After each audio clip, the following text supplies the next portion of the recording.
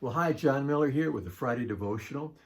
If you recall, a couple of weeks ago, we dealt with the subject of a scriptural approach to sexual integrity, and this is a part two to that. It really is a takeoff from James 1:8, which says a two-souled person is unstable in all his ways, a two-minded person. And so we wanted to talk about integrity, where your outer life matches your inner life. So sexual integrity is seeking to maintain pure thoughts in an impure world. Choosing not, there's choices. Choosing not to entertain or give time to distortions or perversions of God's original design for sex. Sexual integrity is honoring, it's in respecting one another's bodies.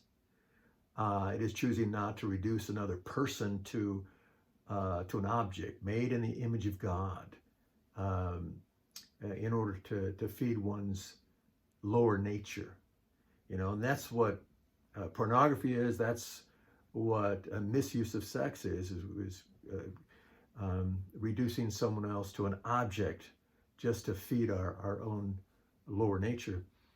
And habits are hard. Habits die hard.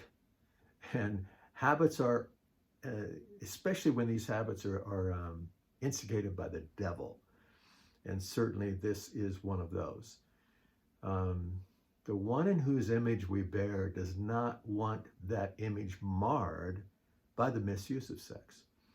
What it does is it distorts and debases who we are at the core. And I think we see this in 1 Corinthians 6:18 and following, where it says, flee from sexual immorality. And of course, sexual immorality in the Greek is porneia, or from which we get the word pornography. But all kinds of sexual inappropriate actions or thoughts. But it says, flee immorality, sexual immorality, for every other sin a person commits is outside the body, but the immoral person sins against his own body. Isn't that interesting? Every other sin that a person commits is outside their body. But the unique aspect of sexuality is that when we sin in that area, we're sinning against our own bodies. So it is a huge hit. It's a unique experience of shame that we experience. And of course, Paul goes on to say that, don't you know that your body is the temple of the Holy Spirit, who is in you, whom you have from God, and that you are not your own.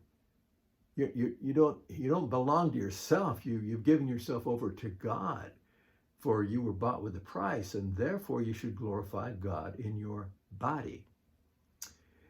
So you see the importance of this particular aspect of our life can affect everything, and it is the idea of integrity. If we're off in this area, it creates instability in pretty much every area of our life, whether people can see that or not. And so one key verse, and I've shared this with you before, but one key verse that helps me when I commit it to memory and when I utilize it in my life is Philippians 4:8, which says, whatever is true, whatever is honorable, right, pure, lovely, whatever is well spoken of, if anything is worthy of excellence or praiseworthy, then let your mind dwell on these things. That's what it says, Philippians 4:8.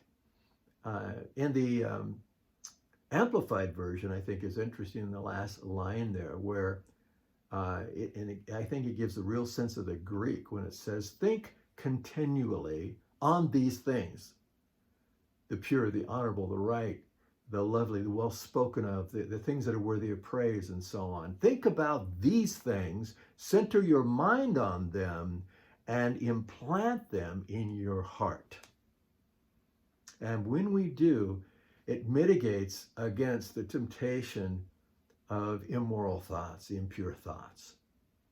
And so I commend you to Philippians 4:8 this year, 2023, to make it to memorize it and meditate on it and build it into your life. And I think God will use that when you feel the onslaught of that temptation in our life. So I hope that's helpful for you, and I hope you have a wonderful weekend.